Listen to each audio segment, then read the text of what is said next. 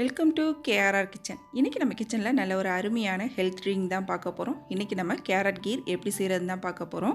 இந்த கேரட் கீர் பார்த்திங்கன்னா நல்லா சுட சுட குடிக்கவும் ரொம்ப அருமையாக இருக்கும். அதே சமயம் ஃப்ரிட்ஜில் வச்சு நல்லா ஜில்லுன்னு குடிக்கவும் ரொம்ப சூப்பராக இருக்குங்க.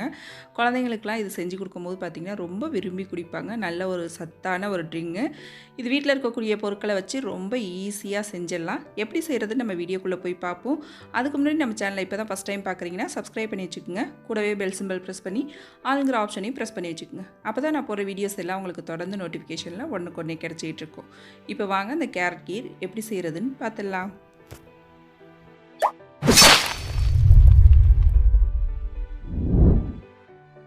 இப்போ கேரட் கீர் செய்கிறதுக்கு பார்த்தீங்கன்னா 1 லிட்டர் அளவுக்கு பால் எடுத்து வச்சுருக்கேன். நல்லா திக்கான பாலாக எடுத்துக்குங்க. அதுதான் இந்த கீருக்கு டேஸ்ட்டு ரொம்ப நல்லாயிருக்கும். நல்லா திக்கான பாலாக எடுத்து இது போல் ஒரு கடாயில் ஊற்றிக்கிறேன்.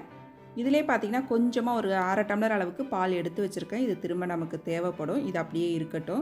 இப்போ இந்த பால் பார்த்திங்கன்னா நல்லா திக்காக காய்ச்சி எடுத்துக்கணும். இந்த பால் நல்லா சுண்டி கொஞ்சம் குறைஞ்சி வரணும். திக்காக காய்ச்சி இது போல் நல்லா ஆடை படிய எடுத்து விட்டு நம்ம காய்ச்சி எடுத்துக்கிட்டோம் அப்படின்னாக்கா அந்த கீரில் நல்ல ஒரு டேஸ்ட்டு கொடுக்கும். அதனால் பாலை கொஞ்சம் நல்லா திக்காக சுண்ட காய்ச்சிக்குங்க. அப்போ தான் டேஸ்ட்டு நல்லாயிருக்கும். இப்போ இந்த பால் காஞ்சிக்கிட்டு இருக்கட்டும். அதுக்கு இடையில மற்றதெல்லாம் நம்ம ரெடி பண்ணிக்கலாம். இப்போ பால் காஞ்சிக்கிட்டு இருக்கட்டும். இப்போ பாலை வேறு அடுப்புக்கு மாற்றி சிம்மில் போட்டுருங்க. அது பாட்டிக்கே நல்லா காஞ்சிகிட்டு இருக்கும். இப்போ அதே அடுப்பில் பார்த்திங்கன்னா ஒரு பேன் வச்சுருக்கேன். இதில் ஒரு 2 டீஸ்பூன் அளவுக்கு நெய் சேர்த்துக்குங்க. இப்போ நெய் நல்லா உருகி வரட்டும். இதில் பார்த்திங்கன்னா நான் இன்றைக்கி ஒரு 10 முந்திரி பருப்பு எடுத்து சின்னதாக உடச்சி வச்சுருக்கேன். அந்த கீரில் சேர்த்து குடிக்கும் போது நமக்கு நல்லாயிருக்கும். அங்கங்கே நல்லா கிறிஸ்பியாக கடிப்படும் போது ரொம்ப நல்லாயிருக்கும். அதுக்காக நல்லா இது போல் சின்னதாக கட் பண்ணி வச்சுருக்கேன். ஒரு 10 முந்திரி பருப்பு எடுத்து இதை நல்லா செவக்க நம்ம வறுத்து எடுத்துக்குவோம். நல்லா இந்த அளவுக்கு பொன்னிறமாக கலர் வந்ததுக்கப்புறம் இதை ஒரு கிண்ணத்தில் மாற்றி எடுத்து வச்சுக்கிறேன். இப்போ இன்றைக்கி கீர் செய்யறதுக்கு பார்த்திங்கன்னா ஒரு 250 கிராம் அளவுக்கு கேரட் எடுத்து துருவி வச்சுருக்கேன். நல்லா நைஸானதில் துருவி எடுத்துக்குங்க. இப்போ மீதம் இருக்கிற நெய்யில் பார்த்திங்கன்னா அந்த கேரட்டை சேர்த்து நல்லா ஒரு 3 நிமிஷத்துக்கு வதக்கி எடுத்துக்குவோம். நல்லா வதக்கிடுங்க. அப்போ தான் அந்த கேரட்டோட பச்சை வாடை இல்லாமல் நமக்கு நல்லாயிருக்கும். இப்போ அதை நல்லா வதக்கிக்கிறேன். வதங்கினதுக்கப்புறம் பார்த்திங்கன்னா நல்லா நிறம் மாதிரி வரும். இப்போ பாருங்கள் நல்லா வதங்கி கலரும் மாறி வந்திருக்கு பாருங்கள். இந்த அளவுக்கு நல்லா வதக்கி எடுத்துக்குங்க. இப்போ இதை கொஞ்சம் கூட சூடு இல்லாமல் நல்லா ஆற வச்சு எடுத்துக்குவோம். பாலும் பாருங்கள் நல்லா எந்த அளவுக்கு திக்காகி குறைஞ்சி வந்திருக்கு பாருங்கள்.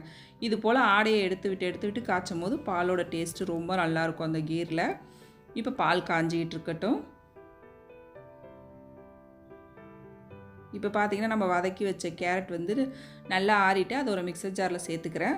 அதுக்கப்புறம் பார்த்திங்கன்னா ஒரு 25 பாதாம் ஊற வச்சு தோல் உரித்து எடுத்து வச்சுருக்கேன். அதையும் இதில் சேர்த்துக்கிறேன். பாதாம் இல்லை அப்படின்னா இந்த இடத்துல நீங்கள் முந்திரி பருப்பு கூட சேர்த்துக்கலாம். இந்த பாதாம் சேர்த்து அரைக்கும் போது பார்த்திங்கன்னா அந்த கீருக்கு நல்ல ஒரு திக்னஸும் நல்ல ஒரு ரிச்சான ஒரு டேஸ்ட்டும் கொடுக்குங்க. நம்ம எடுத்து வச்சு இந்த பாலை இதில் சேர்த்து நல்லா இந்த அளவுக்கு நைஸான பேஸ்ட்டாக அரைச்சி எடுத்துக்குங்க. எந்த அளவுக்கு நைஸாக அரைக்க முடியுமோ அந்தளவுக்கு நைஸாக அரைச்சி எடுத்துக்கங்க. இப்போ நல்லா காய்ச்சிக்கிட்டு இருக்க அந்த பாலில் நம்ம அரைச்ச அந்த பேஸ்ட்டை சேர்த்து மிக்ஸி ஜார் கழுவி கொஞ்சமாக தண்ணி சேர்த்துக்குங்க. அதிகமான அளவு சேர்த்துறாதீங்க. கொஞ்சமாக தண்ணி சேர்த்து நல்லா கலந்து விட்டுக்குங்க.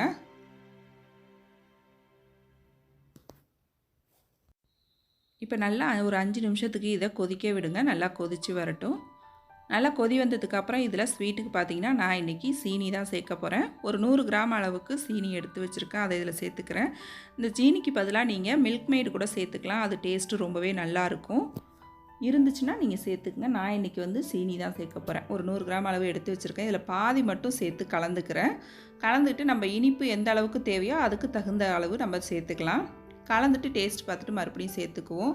அரை இனிப்பாக தான் இருக்குது. மீதம் இருக்கிற சீனியும் சேர்த்து நல்லா கலந்து எடுத்துக்கிறேன்.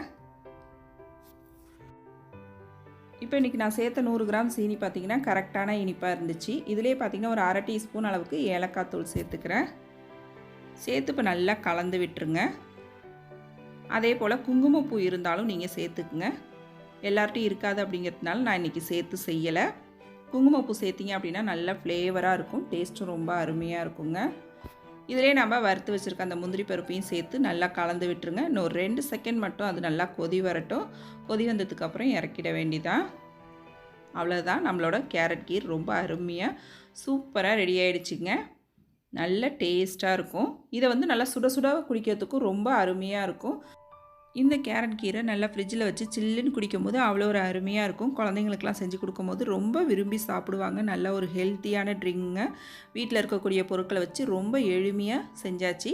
டேஸ்ட்டும் ரொம்ப அருமையாக இருக்குது. நான் இன்றைக்கி சொன்னது போல் இந்த கேரட் கீரை நீங்களும் செஞ்சு பாருங்கள். செஞ்சு பார்த்துட்டு எப்படி இருக்குன்னு எனக்கு கமெண்ட் பண்ணுங்கள். என்னோட இந்த ரெசிபி பிடிச்சிருந்ததுன்னா லைக் பண்ணுங்கள், ஷேர் பண்ணுங்கள். மறக்காமல் நம்ம கேஆர்ஆர் கிச்சனை சப்ஸ்கிரைப் பண்ணி வச்சுக்கோங்க. நாளைக்கு வேறு ஒரு ரெசிபியோடு சந்திப்போம். தேங்க்ஸ் ஃபார் வாட்சிங்.